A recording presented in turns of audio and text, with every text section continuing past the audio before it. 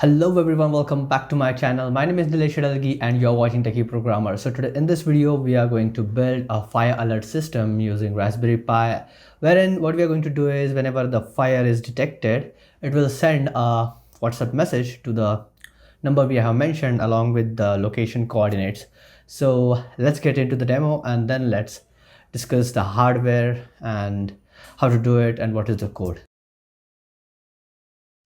Now that I have everything rigged up here, let me just start. I have powered up my RPI here, and the other red dot thing, this is a flame sensor. So now what I'll do is just unlock my phone, and this is where we are going to receive our messages or important notifications about this particular thing. So what I'll do is let me just run the script. I will just show you the code in a while, but let's look at how it works first. Let me just run the file, and now here you can see a message popped up saying that flame sensor started. So now the flame sensor is activated. What let me do is just give it a fire and let's see.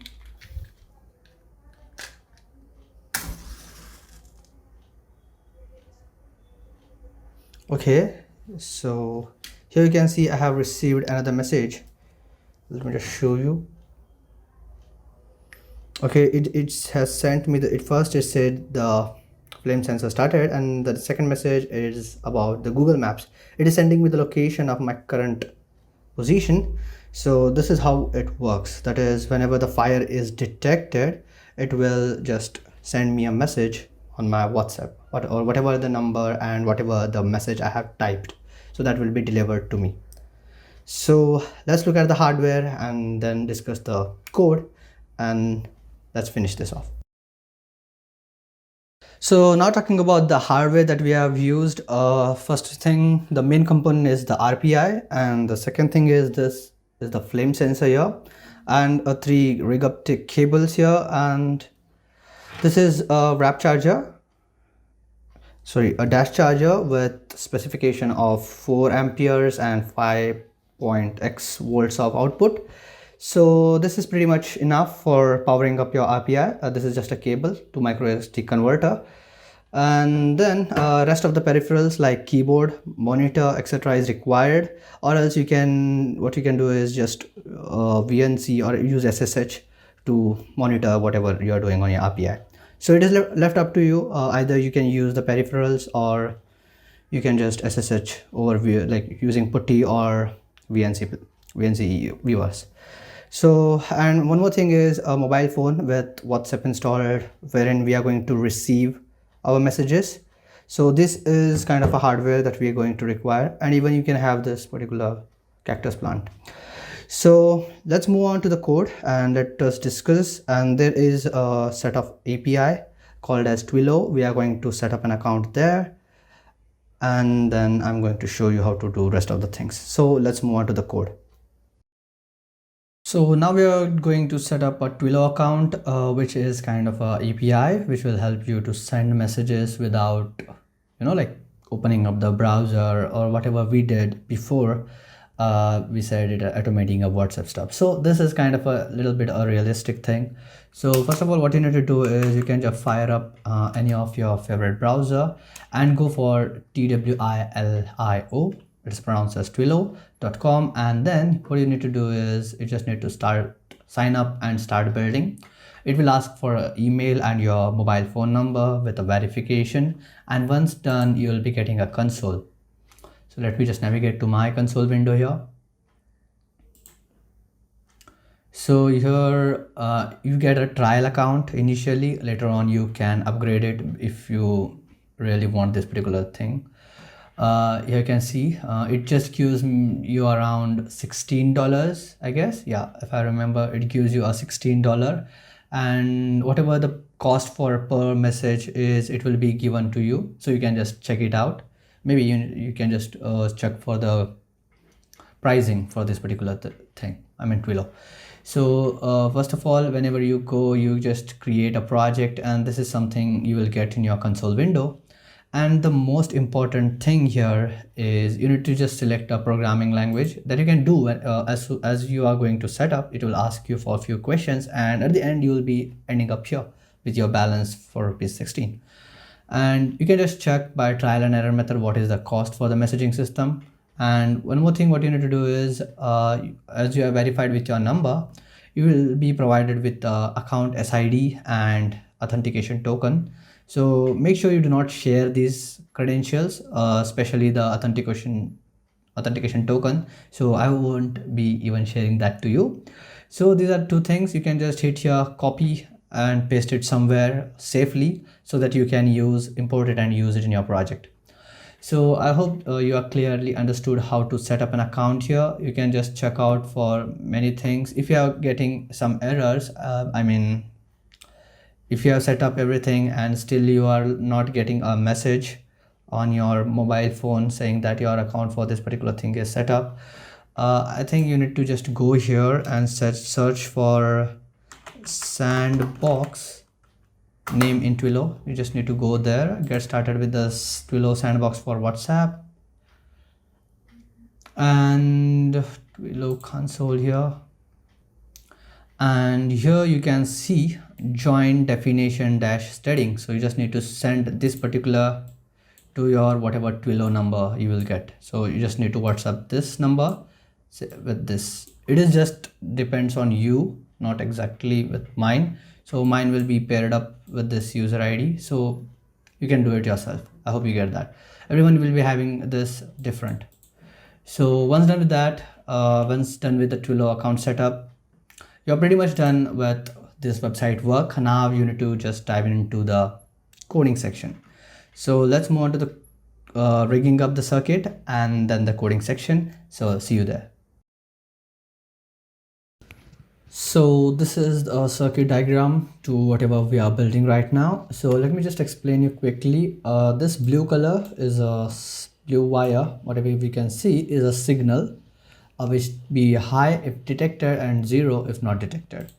And this one red one is the 5 volt, and the pin number here is, this is a 21 pin number. Red one is positive, black one is negative as a normal convention. And if you are using this type of a flame sensor, then you have analog and digital outputs. So the one I was using doesn't have that thing called as analog or digital output, is always gives kind of analog, I guess. So but you have something here as a variable resistor. What you can do is you can just twist and turn and fix it to a particular value or threshold. So you can set a threshold using this particular thing. So this is your main sensor. It detects the fire, there is a connection, and it says the fire is detected to pin number 21, and rest of the thing, the code runs here. So make sure you connect everything. Here you can connect your monitor, your keyboards, and internet is must for this because you are going to send a message via a network. So you require an internet connection. Either you can use it via Ethernet or you can just connect it to your Wi-Fi. So yeah, and just make sure you are connected to a power source, and make sure you are connected to something like 5 volt 4 amperes, because even this system is going to drain your power. So if you have a low voltage, then this thing shouldn't work. So make sure you have a sufficient power supply to your system. So now let's move on to the code. Now that we are on our coding section, so this is the code that we were using. So one more thing, like, this is not my RPI screen here. Was not possible for me to record the RPI screen, so I decided to copy paste the code to my PyCharm ID and just explain you the code. But just make sure that you are doing it on your RPI.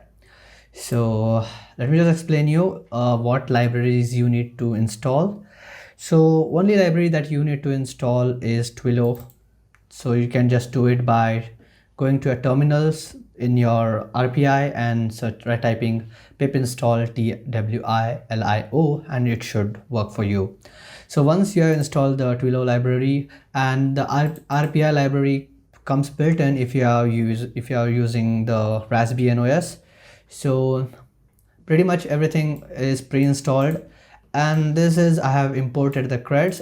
You do not need to import this since I don't want to expose my account SSID and authentication, I have just stored that in the creds file. So whatever the details, as I said, the account SID and the token that you get, you just need to paste it and equate that particular to this particular string. So you just need to equate to the string that we get it from the website. So once done with that, you just need to specify the channel. So I will tell it as, I mean, take it as 21. 21 is the pin number. We have connected our sensors. I mean, we have connected a flame sensor to pin number 21, that is in out pin. And then we are going to set the setup modes or the set mode or the board mode to BCM, that stands for Broadcom. And the GPIO.setup, we are going to set it up, the channel number that is 21 as an input pin. So I'm just setting it as GPIO.in. And then I'm creating two variables saying account SID and authentication token, and I'm just assigning my things and creating a client using client account SSID and token, passing the token. Now I can send a message, that is message equals to client.messages.create. So this just creates a message saying from this particular number to it just says the flame sensor started as soon as we run the script. Then 3 is to the WhatsApp number. So this should be your number here, and I have xed it up. You can just replace it with your number. Once done with that, you just need to create a callback function so that whenever the flame is detected, this particular function is called. So it says it first of all prints the flame is detected and sends a message, that is client.messages.create, and it sends from, and this is the body, and this is a message. So here is a trick to send Google Maps. That is, you just need to type http://maps.google.com/maps?q equals to, this is your latitude and comma, and this is your longitude. So you can get this latitude and longitude by just going to the Chrome or any browser, holding that, and you can just note the coordinates and just come and paste it here.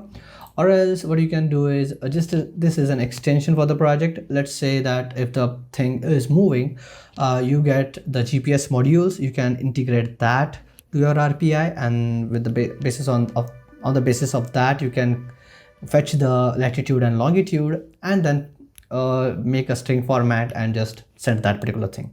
So you can do that. Then what I'm going to do is going to make it sleep for 1 hour. This is seconds, then multiplied by minutes, so it just sleeps for 1 hour. So this is what it does when this function is called. It says flame detected and it sends me the message, and then it sleeps for 1 hour. So what next is we are going to add event. So GPIO.add event detect, it's going to check if the event is detected. So channel number, that is 21, GPIO.both, bounce time is 300. Then GPIO.add event callback. So what to do when the event is detected? So add event callback to channel 21, and callback is this function. Okay, and then we want to loop it. Like after 1 hour, even still the flame is there, then it resends the message. So what we can do is we can create multiple messages to multiple number of peoples. So it sends to the multiple number of peoples, like there is a problem at this particular place, and anyone could help out, reach to help out there. So that is how this system works. So this is the code pretty much. I won't be running this code, as you have seen how the demo is. You can go back to the video and check out the demo once again if you want how the things work. So this is the code explanation. One more thing I would like to mention is just if you want to, in case you just want to send a WhatsApp message, and how does it work. So even I have a demo code here. Just you need to import this. Again, I have imported the creds. So you just need to assign your SID and token here. Just create a client variable, and then the client object, and then just create messages.create, and you can just send it, and then you can just do whatever, like just for verification I have printed message.sid. So this is a sample code and this is an integrated code with the flame sensor. I hope you really enjoyed this project, and let me know if you are building one. And I have a few suggestions before going. That is, you can build this thing using Arduino. Also, like what you can do is just use a COM port for getting the signals and then send a message using your desktop. So this is another way of doing the same thing with different idea or method. So even you can try that. And I hope you really enjoyed this video. If you have found this particular video useful, make sure you hit like, share and subscribe. That's it for today. See you in the next video. Until then, make sure you follow me on my Instagram page. Link is given in the description, and you do check out my other projects. The GitHub link is given in the description. And until then, see you and take care, and bye bye.